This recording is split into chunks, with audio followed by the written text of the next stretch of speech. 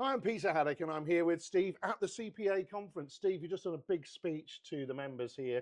The CPA now got nearly 2,000 members in total, and we're really talking about the way in which the industry is evolving and the challenges that are faced by the members, but also the things that we can do. We've got that can-do attitude, but equally, there's a lot of challenges out there, and there's a lot of things that the CPA is working on.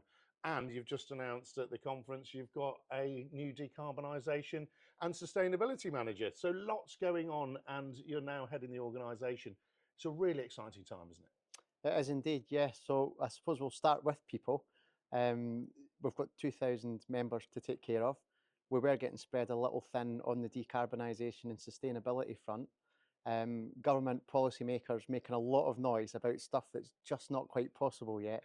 So we were needing to find a way to say, right, hang on, we need to just steady the ship a little bit, speak to them a little bit about evolution, not revolution, ask them not to be party political and listen to the noisy minorities, ask them to open their minds, not be narrow-minded, and have an appreciation that the value that this industry has in moving forward on the green agenda, but also making sure that our businesses within our own sector remain sustainable themselves. And we Yeah. can only do that by changing slowly but surely when the right kit and the right infrastructure is there to power that kit for whichever energy source, whether that be electric, green hydrogen, whichever it may be, because they're looking like the two most likely to be the source of fuels for the future, but very much propped up just now by the fossil fuels, which will be required for many years to come on NRMM kit. Yeah, and the other thing, folks, is which is really important, is you've invested in understanding the true value of our sector with a report that was launched here today. And I think that really does, with the 14 billion figure at the bottom of that report, really does stress the sector is so important, isn't it, to the industry as a whole? We've never really quite known what does construction plant hire bring to the UK in terms of GDP. People would guess anywhere between 5 and 7 million. We commissioned Oxford Economics at the start of this year. They've spent a lot of time working on it. They've collaborated with our stakeholders, with our members, and with our staff to try and make sure that information is as accurate as possible. And also, they've done their utmost to avoid double counting anywhere. Yep. We don't want to provide a false picture, Yep. but the picture that they've come back with is one which really does state that by the time you take direct employment, indirect and induced expenditure into the UK economy, we are looking at a figure of 14 billion, which is not one which we expected when we started out. Yeah, and it's huge, and that's why it's really important that some of your team, again, a diverse team. We've had Chris introducing that report here today. Are lobbying government, are giving them that information because we are very sort of capital heavy. We've got to buy equipment. Equipment is actually getting more and more expensive, and like you've said there, that transition we've got to take. We need to buy the right equipment now to make money now, Yeah. and to actually have the infrastructure and the batteries that can be charged right here on the job site so that we can then move forward with confidence. And of course, we'd also need, when people are investing, to recognise the extra cost that goes into equipment with the likes of 3D machine control from Leica Geosystems and various other different safety systems that are on there. Yep. All adds to the overall cost of the equipment. So higher rates are the challenge as well, aren't they? Higher rates will always be the Yeah, challenge. of course. Always be the challenge. We work in an industry now where 30 years ago, health, safety, training was in its infancy. It's became an industry within the industry. Now the technology side has become an industry within the industry. So these are all things that the hire company has to absorb the costs of and try and recoup on the higher rates. It also makes the choice of machines that the energy sources of the machines that they choose today actually run for the duration of their own business models, which typically would be between 3 and 7 years, Yep. and dependent on the kit. They then rely on the residual value, and the problem that we have with much of the electric equipment is the residual value is negligible. There's really not one there, so it really affects our business models.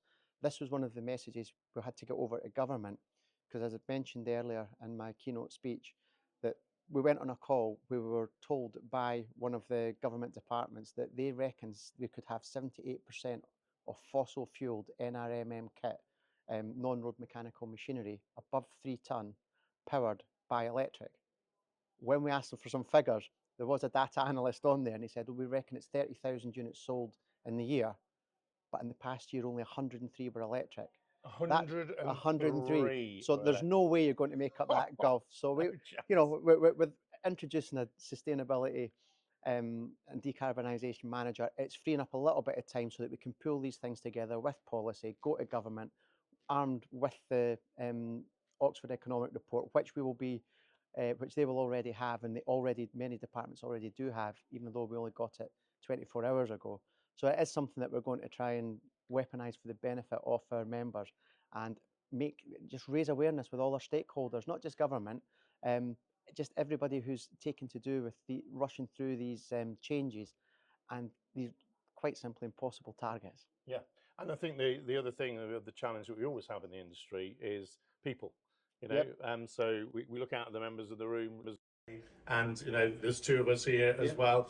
We've been in the industry for a long time, just ourselves, but getting young people into the industry, changing and continuing to have behavioural change within how we deal with young people is really important, isn't it? Yes, we had the panel which had Katie, Beth, Carl on it, and Debs, and honestly, attracting people was one thing, but they all touched on the retaining people. Yeah. And quite often we're not brilliant at retaining people.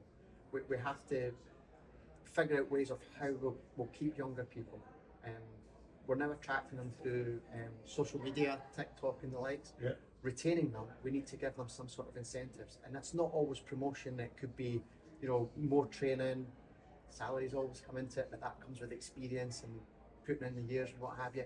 And then of course progression. Some people want to progress, they want to go to management, and so you have to try and keep all avenues open, because we are competing against other industries, and that's always the hard part.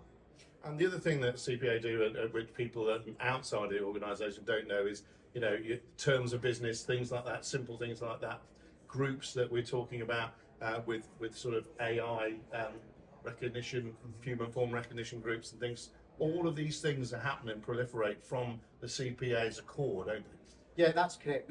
We facilitate the working groups when something new comes along, or there may have been an accident that's triggered a review and guidance. The plant industry has always been really good at parking the company hats at the door, coming into a room, which CPA has facilitated for a number of years now. We sit down with our own staff and we go through step by step. We're not being mandated to, we can get that done in time, so that when tier ones and clients and government, we can actually offer them, this is what we've done. So we're trying to be very, very proactive. And what's became apparent with going around these working groups is the consistency of interest from the members, from the guys at the sharp end. And it's one of the things that I feel the strongest about between the special interest groups, any working groups. You mentioned the HFR, which one of the most recent ones we've embarked on. We just want to try and get it right so that we don't trip our members don't get tripped up by wandering into some part of legislative minefield that we weren't aware of. So just trying to do things the right way. And folks, the really cool thing about the CPA is it's open to all people. It's not just the big players, small businesses, and it enables them to get the knowledge that they need and the support they need to run their businesses, because, you know, everybody's trying to do 100 things at once nowadays. But we really need to do things, first of all, safely, and then secondly, we have to be profitable to be a sustainable industry, don't we? Yes. Engagement is key. You mentioned SMEs. 85 to 90% of our membership are SMEs. And I'm well aware, having been there myself, that when you're at the coalface and you're owner managing a business, it becomes extremely difficult to give up time to get involved in association work.